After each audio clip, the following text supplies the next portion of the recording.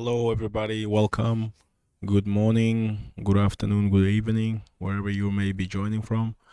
I have recently deployed a nice server, or rather hypervisor, and I'm using my old server hardware.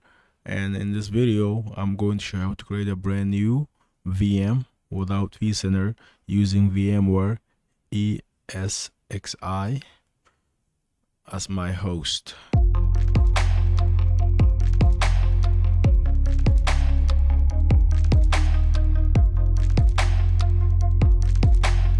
So we're gonna click on the virtual machine. We're gonna click on create / register VM, create / register VM, and then from that point on, we have a couple of options. Either choose to create a brand new VM from scratch, which is gonna be creating a new virtual machine. We can deploy a virtual machine using an OVF or OVA file, or we can register an existing virtual machine using like an image or something we use to clone. If you have any cloning area, we could do that. We could import a clone machine using database, and then we can turn it on and register it that way. So we're going to choose the first option, hit next on the create new machine, and then I'm going to go ahead and basically call this machine new. I'm going to call it VMW-Windows 10. And then the guest family, you have to provide this. If you try to not provide this and hit next, it won't let you do it. You have to provide this. And obviously my machine will be running on the latest one, the latest esxi. And I'm gonna click on Windows machine. But if I wanted to, I could choose Linux, Mac OS, others, which we're gonna try that in another video. We're gonna click Windows, and then from the Windows, we're going to select the guest OS machine version. At this point in time, I don't know if Windows 11 is supported, but we're definitely going to be installing Windows 10 64-bit. And then we can enable Windows virtualization based security. I don't do this because it will enable UEFI boot, which it will not work for me at this point in time. So I'm just going to go ahead and do next without enabling it.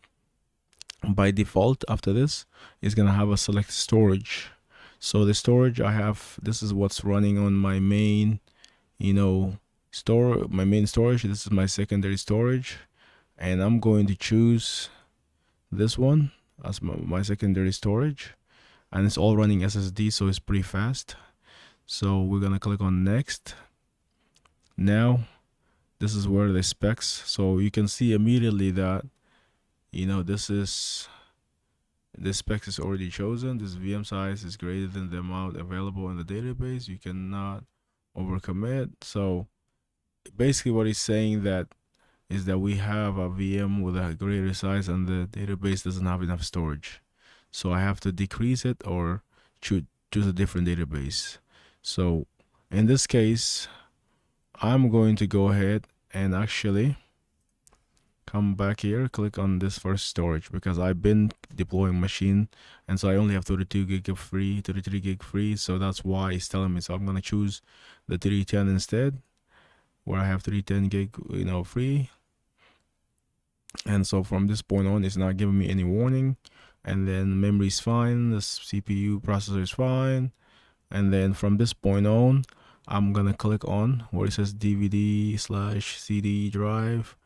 We're gonna click on here and choose database ISO file. And here's where I created a folder called ISO, and I dropped all my OS ISOs into this database folder. And then here you can see I have Windows 10, Windows 11 rather here, Windows 10, Server 2022, Server 2019, and so on. So we're gonna choose Windows 10.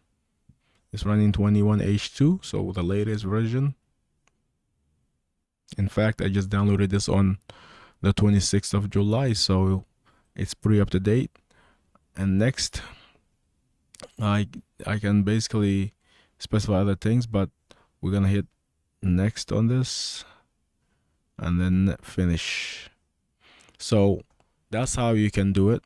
And once this is done, if we try to reboot now, it's not gonna work, and I'll tell you why it's not gonna work. So if we hit turn on, it's gonna try to boot because we didn't specify to boot with the legacy. UEFI boot for some reason doesn't work for me. So what we're gonna do is we're gonna turn it off, go to action, power off, hit yes. I looked into this and everybody seems to be having this problem. So for me, the fix is to, to turn off the machine, click on action menu, and then click on edit settings, and then click on VM option, and then click on VM boot option, and check this, and then click on BIOS. So this is gonna boot into BIOS instead of UEFI. UEFI boot for some reason doesn't work. It might be my config, or it may be other wider issue, but for now, that's what I do, and I'm just early phase in setting this up, so I haven't looked into it much. But once I do, I probably will post a video about how to fix it once I do have a solution on how to resolve the UEFI issue, because UEFI is required for Windows 11 and whatnot, so we do need to fix that at some point. So I'm gonna hit save my changes. Now if I click on here, VM, to turn back my VM, I will be able to do so, and it's gonna boot to, it's gonna go there and it's gonna have us install Windows 10. And so that's how you can go ahead and do this. So, and I'm gonna click on next to get started on the install. Hit install now.